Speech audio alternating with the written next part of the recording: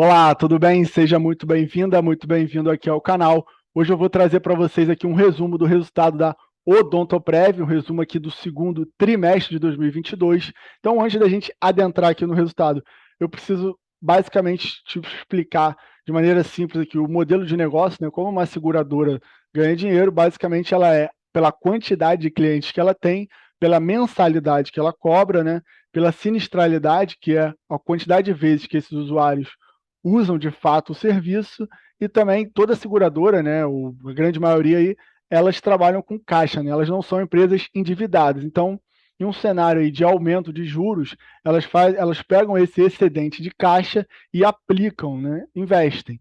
E aí, com os juros maior, elas naturalmente vão receber, né, os rendimentos vão aumentar, o que vai se refletir ali na linha do resultado financeiro, aumentando o lucro, tudo mais constante. Então, feito esse rápido resumo, vamos para a tela aqui, deixa eu até sair para não atrapalhar. Vai ter também um slide bônus no final, com a cobertura dos analistas, então fica até o final aí. Então aqui a gente já vê, ó, eles trazem aqui os planos odontológicos, a gente já percebe que a gente está falando da líder do setor dos planos odontológicos, né? E outra característica aqui, diferentemente dos concorrentes, que atuam tanto no plano de saúde como em planos odontológicos, ela não, ela opera exclusivamente aí no ramo odontológico, né? A Mil, por exemplo, ela tem plano de saúde e plano odontológico, que não é o caso da Odontoprev, tá?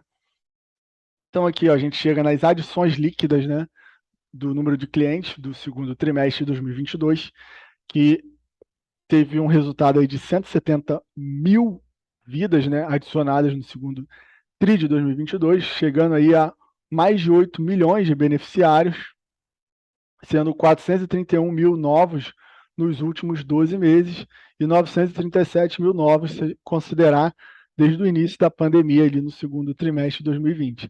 Aqui eles ainda quebram, né, segmento aqui, 50 no corporativo, 61 no PME, 59 em planos individuais, e aqui ele traz o gráfico das adições líquidas dos últimos 24 meses. A gente passa aqui para o ticket médio agora, né, nada mais é do que a mensalidade. Vamos primeiro olhar aqui o resultado consolidado aqui embaixo. Fechou aí em R$ 20,63, né? Um pequeno aumento em relação ao primeiro trimestre de 2022 e também um aumento se a gente comparar com o segundo trimestre de 2021. Aqui ele segmenta, né? O corporativo tem o ticket menor com 16,41. O PME, que seriam, né, as pequenas empresas, que a empresa já deu vários indícios, já comentou explicitamente que eles vão focar nesse segmento aqui, que eles estão enxergando um bom retorno, né, de custo-benefício aqui, e os planos individuais fechando o ticket aí de 37,47 centavos, né, embora seja mais caro aqui, maior, ele apresenta uma característica aqui de volatilidade, né, a pessoa contrata, depois cancela. A parte empresarial aqui, embora menor, é uma parte mais estável e mais previsível. Agora a gente chega na receita líquida, né? Você vê que vem aumentando. Aumentou 5,9 aqui os últimos 12 meses, chegando ali a 1,889 bilhões de reais. Nos últimos 6 aumentou 5,1 e comparação do segundo TRI de 21 com o segundo TRI de 2022, aumentando 5,8. Aqui também, né, um gráfico, né, que mostra a evolução da receita líquida trimestral, um gráfico aí ascendente, né, crescente, que é positivo. Aqui a gente chega, né, na sinistralidade, como eu falei, né, para uma seguradora, quanto menor a sinistralidade, melhor, que diminui o custo dela. Então a gente vê que fechou aqui o acumulado dos últimos 12 meses em 39,1, né, tem uma tendência aí de baixa, né, da sinistralidade, e a sinistralidade trimestral chegou a 42,1, né, um belo aumento aqui em relação ao primeiro trimestre de 2022, o que é até normal ter um certo aumento por conta, né, do primeiro trimestre. Ele tem carnaval, tem festas de final de ano, né, muita gente viaja em janeiro, o que faz com que a procura seja menor, né, dos serviços, né, odontológicos. Aqui ele quebra a sinistralidade novamente por segmento, né? Você vê que o corporativo aqui já está praticamente na mesma média aí pré-pandemia, né? Uma certa normalidade. A PME ainda falta bastante aqui, a média é 40,8. Ele chegou no segundo trimestre de 2022 em 27,7 e nos planos individuais aqui, o segundo trimestre já passou ali da média, que é 29,8, e ele chegou a encostar em 31,3 aqui de sinistralidade. E ela é, como eu falei, né, as seguradoras em geral elas são caixa líquida, elas não têm dívida, né? Então você vê que o caixa da companhia aqui atingiu 830 milhões, o que é excelente, porque esse dinheiro aqui vai ser investido a juros altos, né, como a gente tem vivido essa situação aí de aperto monetário, isso é excelente para as seguradoras, desde que não implique, né, em perda de clientes.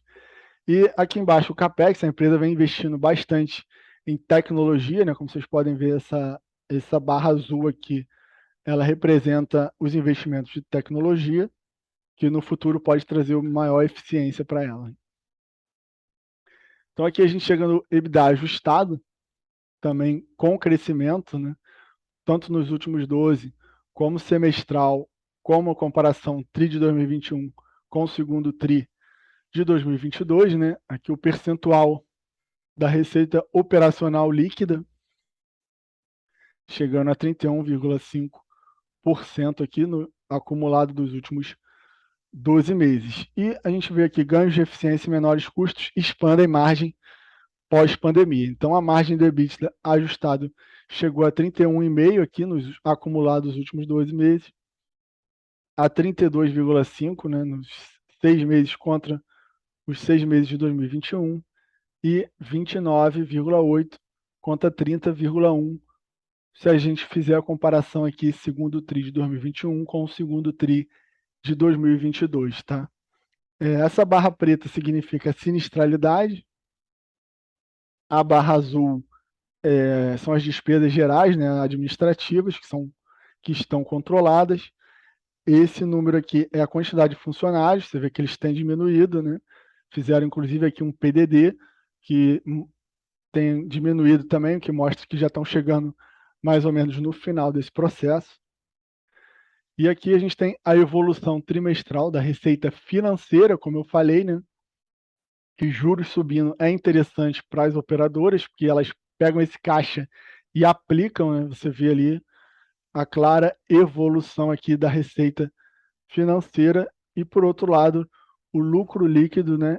E o ROI também aumentando aí, acumulado nos últimos 12 meses, o ROI chegando a quase 40% de retorno aí sobre o capital e o lucro líquido também aumentando, tá? Aqui a gente vê que o lucro aumentou 33,6%, se a gente comparar o primeiro semestre de 2021 com o primeiro semestre de 2022, e aumentou aí quase 15% se a gente comparar o segundo TRI de 2021 com o segundo TRI de 2022, tá? Então aqui está o slide bônus, né, que esse slide aqui, ele é público, tá? Ele está no site da companhia. Então a gente vê aqui que o mercado não está muito otimista, né? Não tem nenhuma recomendação de compra. Inclusive tem duas de venda aqui, da Goldman Sachs e do JP Morgan, embora o preço, né, hoje, ele mesmo com recomendação de venda, o preço-alvo está maior do que está sendo negociado no mercado, né? Os preços mais altos aqui, eu coloquei esse círculo aqui, é o do Merrill Lynch com R$ 15, né? E do Santander com preço-alvo também de 15, ambos aí com um bom upside, embora não estejam recomendando compra, tá? As avaliações mais atualizadas, né, feitas em 25/7/2022 e essa aqui em 29/6/2022, você tem neutro, né, para ambos de recomendação, do Citi com preço-alvo de 10 e do Safra com preço-alvo de 10,70.